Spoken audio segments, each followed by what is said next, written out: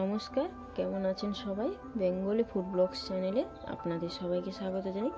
আজকে চলে এসেছি আবারও একটি নতুন রেসিপি নিয়ে। আজকে রেসিপি ছোলার ডালের বড়া। তো কীভাবে একদম সহজ সরল পদ্ধতিতে ছোলার ডালের বড়া বাড়িতে একদম কম উপকরণ দিয়ে বানাতে হয় তার রেসিপি আজ আমি তোমাদের কাছে শেয়ার করব।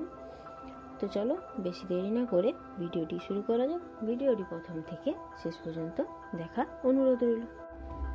তো দেখো বন্ধুরা, ছোলার ডালের বড়া ভাজার জন্য কিন্তু প্রথমে দেখো ছোলার ডালগুলোকে আমি খুব ভালো করে আগে থেকে ভিজিয়ে রেখেছিলাম। তারপর দেখো শিলনোড়াতে খুব ভালো করে দেখো বেটে নিয়েছি, একদম কিন্তু স্মুথভাবেই বেটেছি দেখো।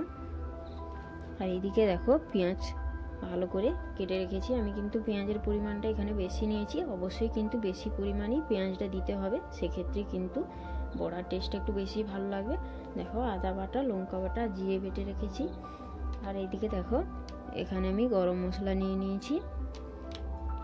এবার দেখো একে একে আমি সমস্ত মশলাগুলো দিয়ে দিচ্ছি। দেখো পেঁয়াজ, আদা, জিরে, লঙ্কা একসাথেই দিয়ে দিয়েছি। দেখো অল্প পরিমাণ গরম মশলার গুঁড়ো, খুব বেশি পরিমাণ দিলে কিন্তু তখন তেতো লাগবে, খেতে ভালো লাগবে না। তো দেখো আমি অল্প পরিমাণ লবণ দিয়ে দিচ্ছি, আমি আরও একটু পরিমাণ লবণ দেব।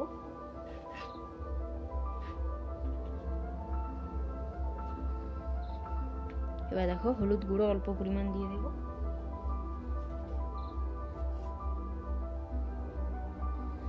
এবারে খুব ভালোভাবে দেখো আমি মিশিয়ে নিচ্ছি। এইভাবে হাত দিয়ে চেপে চেপে খুব ভালো করে দেখো মিশিয়ে নিতে হবে।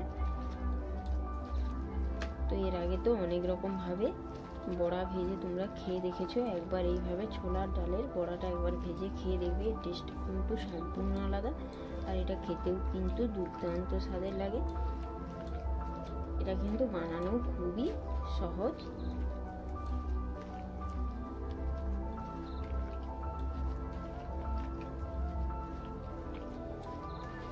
দেখো এইভাবে কিন্তু খুব ভালোভাবে মাখতে হবে, তাতে করে বড়ার টেস্টটা কিন্তু অনেক গুণ বেড়ে যায়। তো দেখো এদিকে কিন্তু কাজ প্রায় আমার কমপ্লিট। তো চলো এবার গ্যাসে আমি কড়াইটা বসিয়ে দিচ্ছি। কড়াইটা বসিয়ে আমি বড়াগুলোকে একে একে ভেজে নিচ্ছি।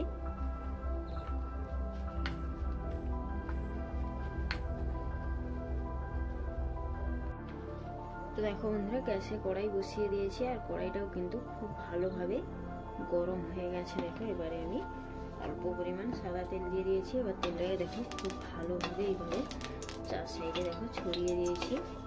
এবার তেলটাকে একটু ভালোভাবেই গরম করে নিতে হবে, খুব ভালোভাবে না গরম করলেও একটু হালকা গরম করে নিতে হবে। তো প্রথমে দেখো গ্যাসের আঁচটা আমি বেশিতে একটু হাইতে করে দিয়েছি। তেলটা একটু ভালোভাবে গরম হয়ে গেলে আমি লোতে করে দিচ্ছি। দেখো দেখো এবার বড়াগুলো আমি এইভাবে দিয়ে দিচ্ছি।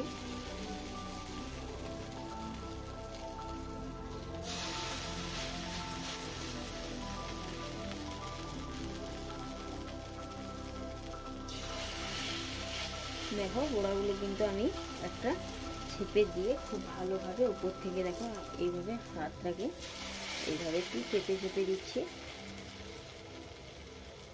আমি কিন্তু এরকম চারটা চারটা করে বড়াগুলো ভেজে নিচ্ছি।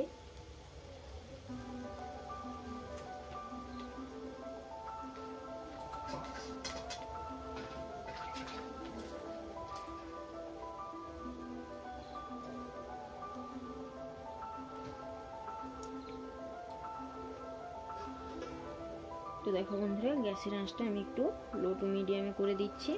এবারে খুব ভালো করে দেখো এইভাবে সাইড থেকে ছাড়িয়ে দেব। দেখো আমি এইরকম একটা খুন্তির সাহায্যে ছাড়াবো।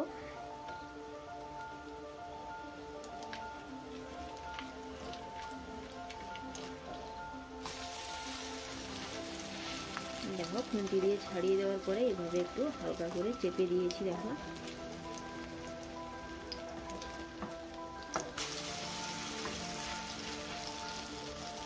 দেখো কত সুন্দরভাবে উঠে যাচ্ছে। আমি কিন্তু একদম স্টেপ বাই স্টেপ তোমাদেরকে ধরে ধরে দেখানোর চেষ্টা করছি। আমি কিন্তু কোনো রকম ভিডিওটা স্কিপ করিনি, দেখতেই পেয়েছো। দেখো এভাবে কড়াইটা আমি আবারও অপর সাইড ঘুরে দিলাম। দেখো ঘুরে দিয়েছি। দেখো এইভাবে আবারও সেম পদ্ধতিতে বড়াগুলো তুলে নিচ্ছি। এখন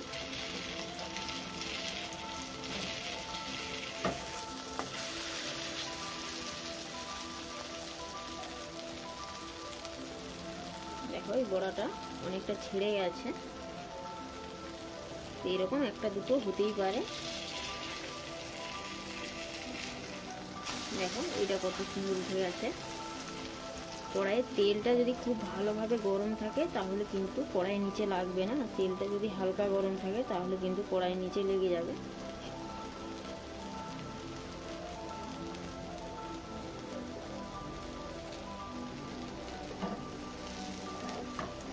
দেখো খুব ভালো করে কিন্তু উল্টে পাল্টে আমি খুব সুন্দরভাবে কিন্তু ভেজে নিচ্ছি।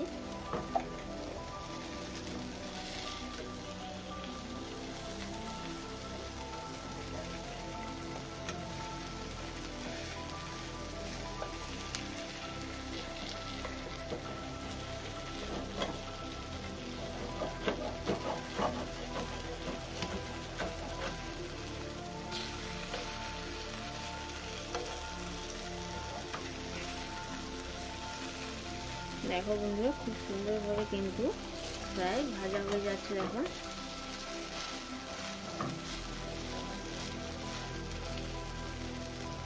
গ্যাসের আঁচটাকে একটু কমিয়ে রাখার চেষ্টা করবে, সেক্ষেত্রে কিন্তু ভেতর থেকে খুব সুন্দরভাবে ভাজা হবে, না হলে কিন্তু বড়াগুলো ভেতর থেকে কাঁচা থেকে যাবে, তখন কিন্তু খেতে একদমই ভালো লাগবে না।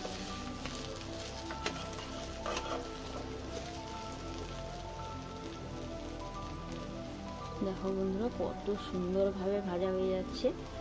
একদম কিন্তু সহজ সরলভাবেই বানানো যায়, আর একদম কিন্তু কম খরচে বানানো যায়, আর খেতে কিন্তু দুর্দান্ত লেভেলে লাগে। একবার বাড়িতে বানালে কিন্তু বারবার সবাই খেতে পছন্দ করবে।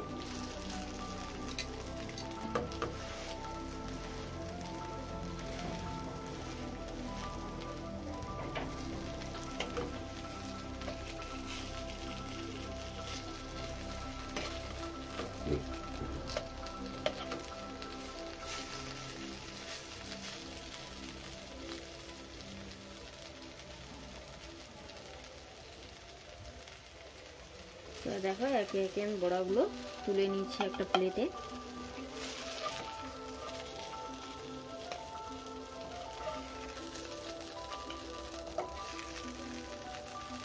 বন্ধুরা সব বড়াগুলো কিন্তু নামিয়ে নিয়েছি। দেখো দেখতে কতটা সুন্দর হয়েছে। এটা কিন্তু যেমনই দেখতে সুন্দর তেমনই কিন্তু অসাধারণ খেতে লাগে।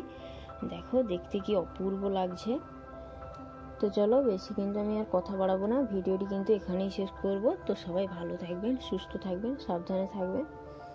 ভিডিওটি ভালো লাগলে অবশ্যই আমাকে কমেন্টে জানাবেন, লাইক ও শেয়ার করবেন, চ্যানেলটি সাবস্ক্রাইব করবেন।